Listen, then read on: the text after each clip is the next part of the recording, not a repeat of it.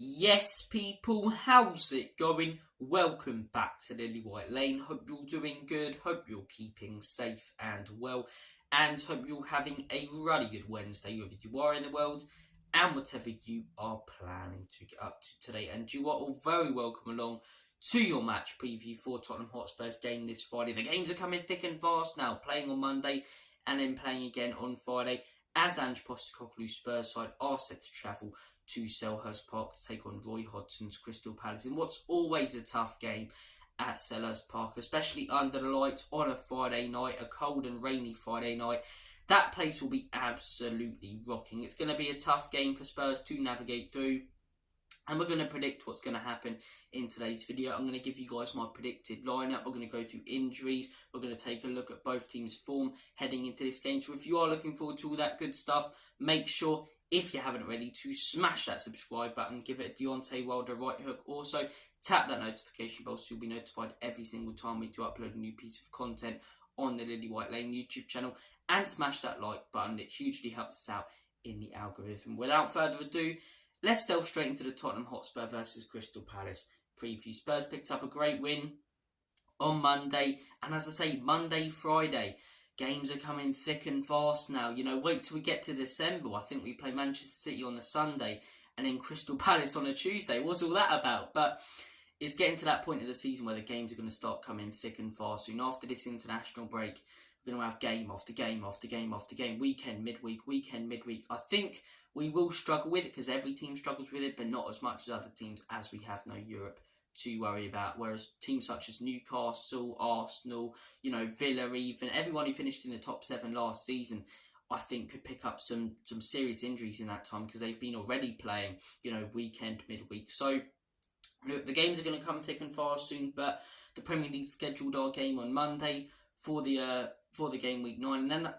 now they've scheduled our game for game week 10 on a Friday. So look, 3 days rest between both games, but I am looking forward to it. Normally, Crystal Palace away, even last season when we went there and beat them 4-0 when they were on terrible form heading into that game, I was worried because it's Selhurst Park, it's grotty, it's a tough place to go in the Premier League, especially now with Roy Hodgson as their manager. They're going to make it real difficult for us, but I am confident. I am confident in this Tottenham Hotspur team because of the way we're playing right now, because of the confidence in the players and in the manager right now, because of the run we're on.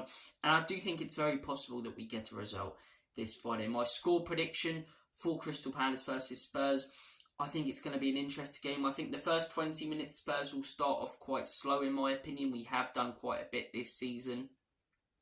And, we've sort of felt our way into the game, almost like a boxer. We feel out the team in the first couple of rounds, and then as the rounds go on, we start to land our punches. So I think it could be very similar this Friday. I think first 20 will start off quite slow. It will take us a little bit of time to adapt to the atmosphere and tough game we're in. I think Crystal Palace could have some big chances.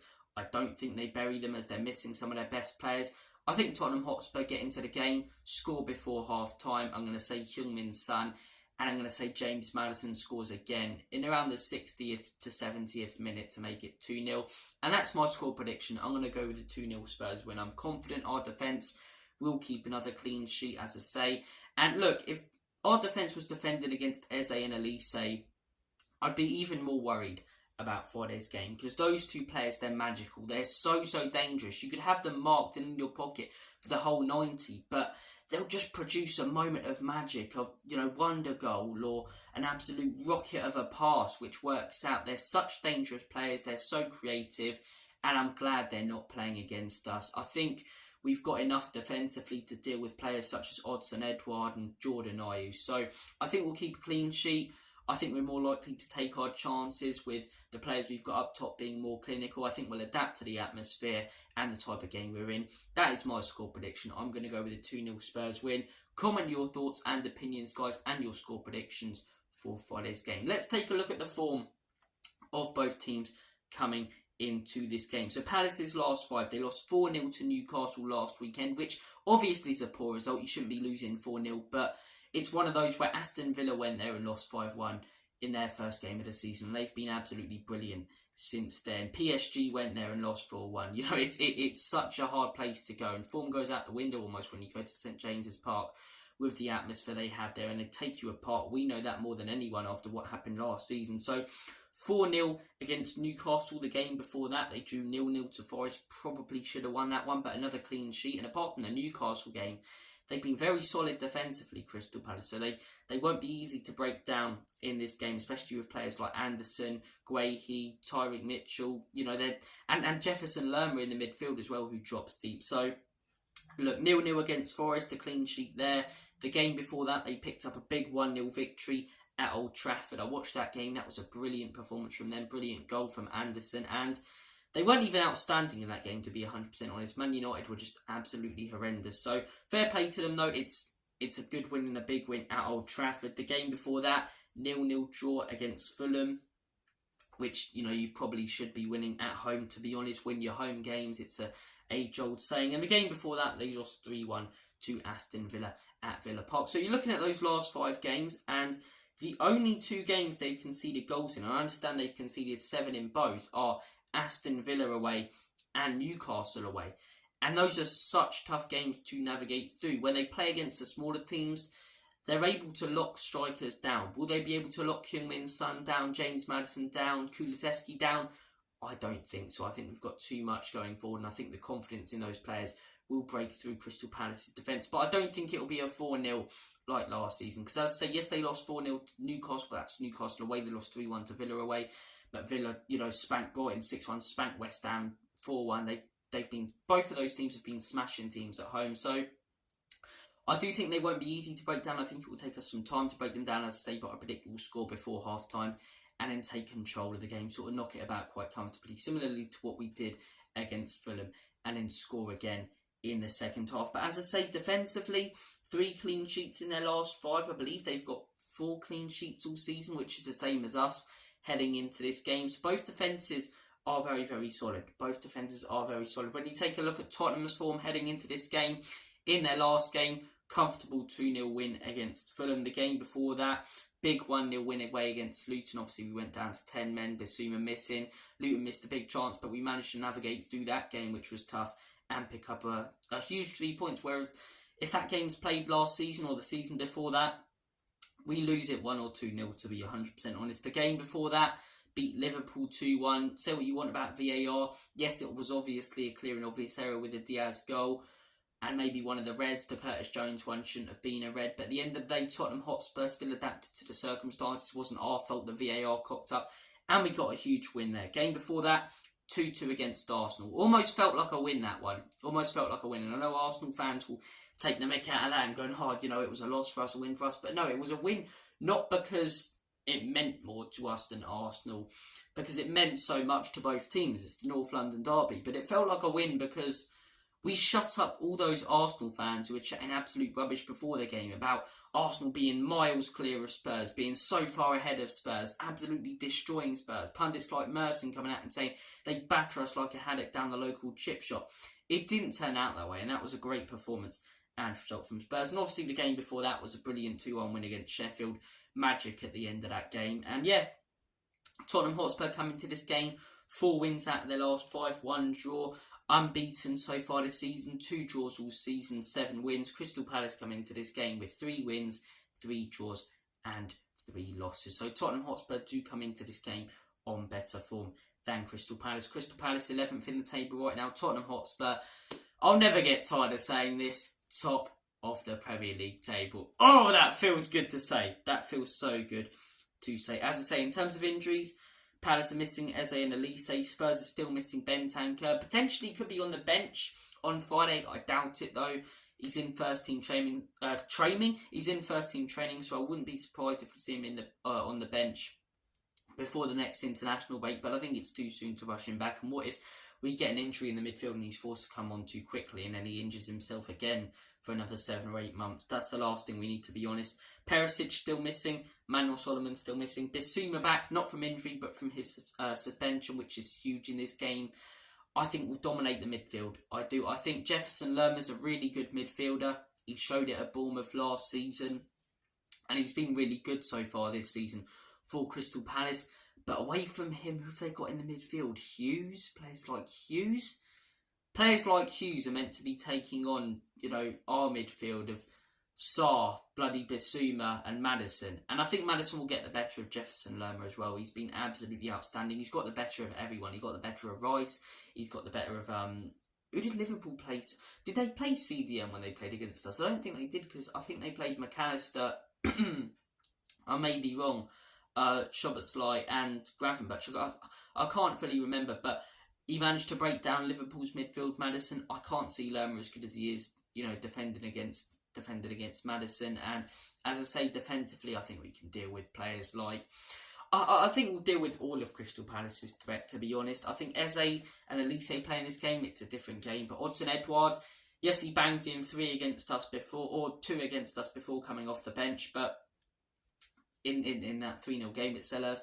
But since then, the guy's not really been the best player. Let's not beat around the bush. He's not been the goal-scoring striker they'd expect him to be. He's not been terrible, but he's not been fantastic. And I think Palace are a real good striker away from being a real solid team. But as I say, Edwards, I think Romero and VDV will deal with him. You're looking at players who are sort of going to go to the wing a little bit more. Jordan Ayew, potentially Raksaki, who could be a really good player down the line, but is he anywhere near ready to take on players like Udogie and Poro? I don't think so. I think we'll deal with their threat defensively, and as good as their defence is, I think we've got the quality and confidence to break them down. As I say, I still predict 2-0. It's a tough place to go, and as I say, circumstances could change. A red card could happen in the game. It might be a real wet, rainy night. I'm not going to be like Ty. We mustn't forget that it's been raining. That's why we lost, because it affects both teams. But as I say, they'll be more used to playing on that pitch. Yeah, it's not the nicest place to go, to be honest. The atmosphere will be rocking there, but I think we'll get the better of them. We were worried heading into last season's game, and I know they were on different form under Vieira, but absolutely battered them 4-0, and that was a horrendous Spurs team as well. So look, I think we get the 2-0 victory. Looking at our last 5 against Crystal Palace, apart from one, we've pretty much dominated the rest of the games. Tottenham 1, Crystal Palace 0. That was our last game. I remember that was on Coronation Weekend where Kane scored. Brilliant header, got us out of trouble. That wasn't our best performance there, to be honest. Game before that, we beat them 4-0 at Selhurst, the one I was referencing there. Kane again, just outstanding in that game. I think Doherty scored in that game as well. And I remember Brian Hill having a really good game.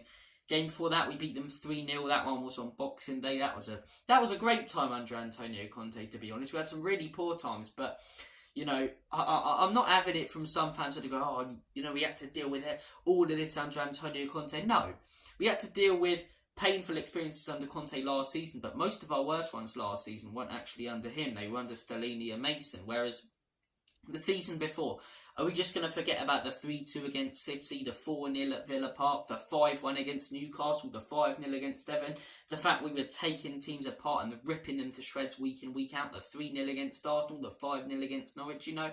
I'm not just going to forget about these brilliant performances and the brilliant end to that season we had under Antonio Conte. The 4-0 against Leeds, we were battering teams, destroying them. So, look, that was a really good performance there. 3-0, I remember Zaha got the wrong idea on Boxing Day. I think this is the first time we've played Crystal Palace in years without Zaha as well. What a player he was for them. And yeah, a big miss. I think Eze and Elise, they do match the threat that he brought to that Crystal Palace team. But as I say, if they could have kept him and had all 3 going forward, very, very dangerous front line. Very, very dangerous front line. But he was a really good player at Crystal Palace, and he's doing well right now at Galatasaray, so fair play to him. Game before that, as I say, they beat us 3-0.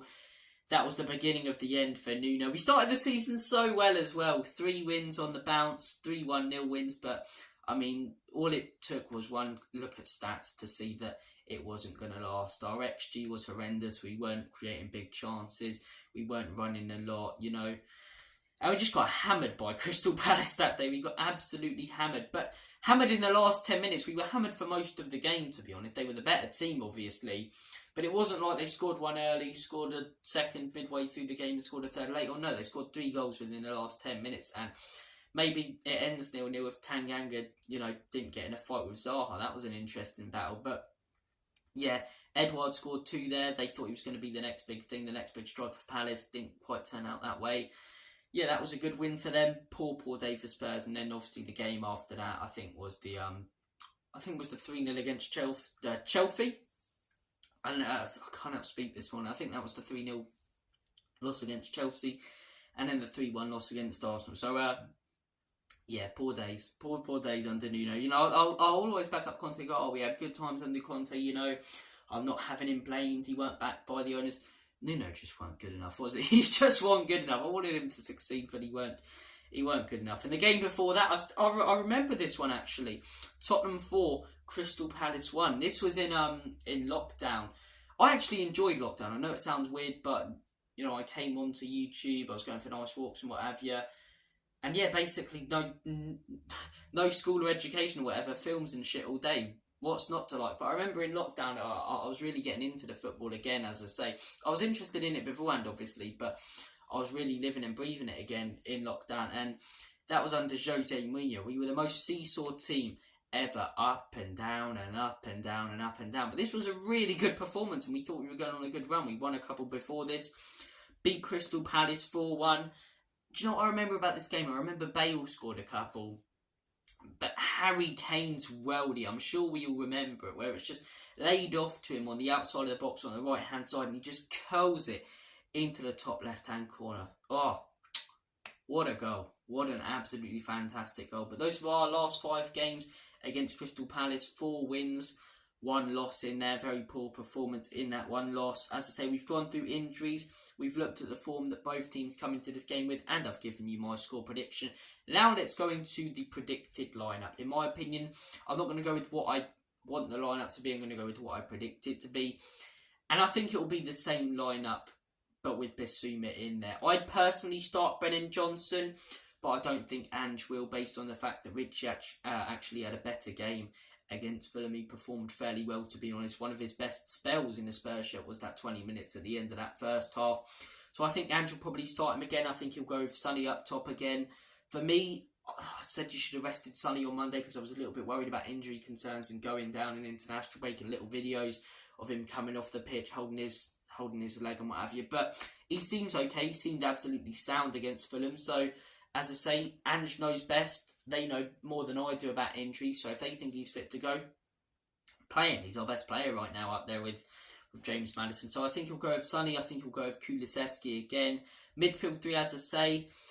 Does Højbjerg deserve another start? It's one of those where, based on the performance he put in, because he did a solid job, he probably deserves another start.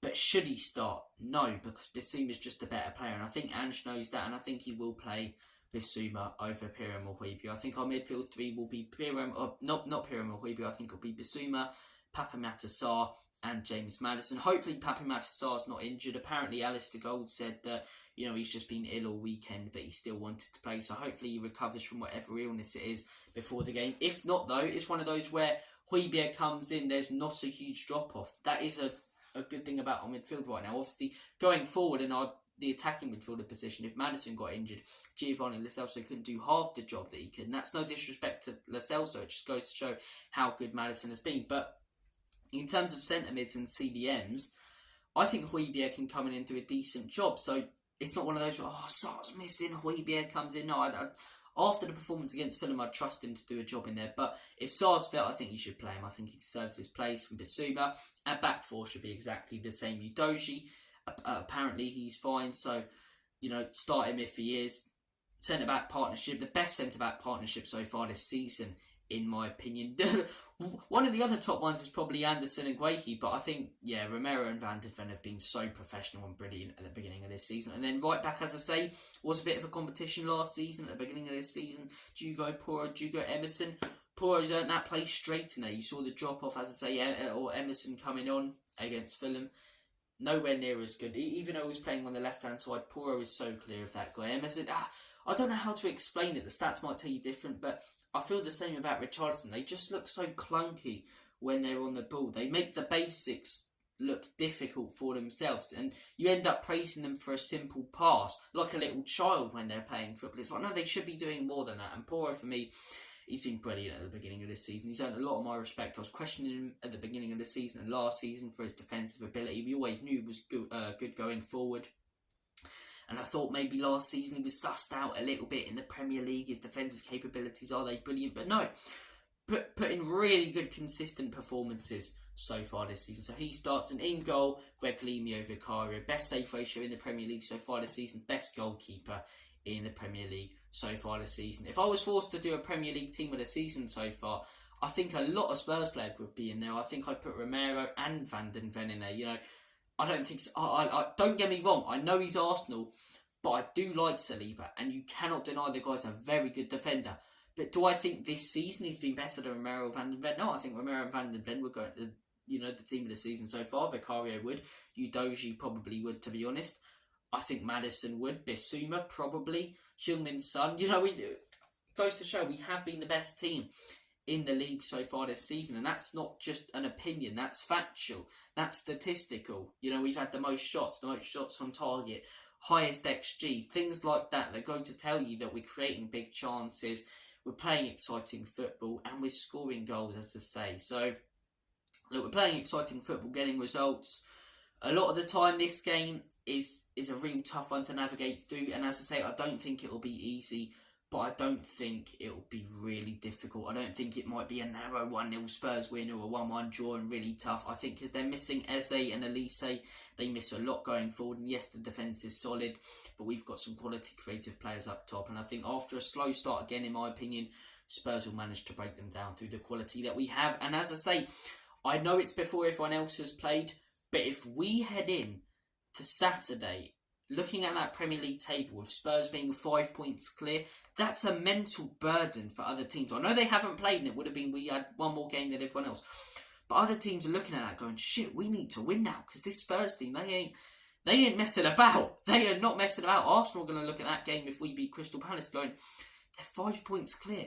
That's a must-win now against Sheffield, and they will win it, but that's a must-win. Manchester City are going to be looking at Manchester United and going, we need to win that. You know, Liverpool are going to be looking at their game against Forest going, we need to win.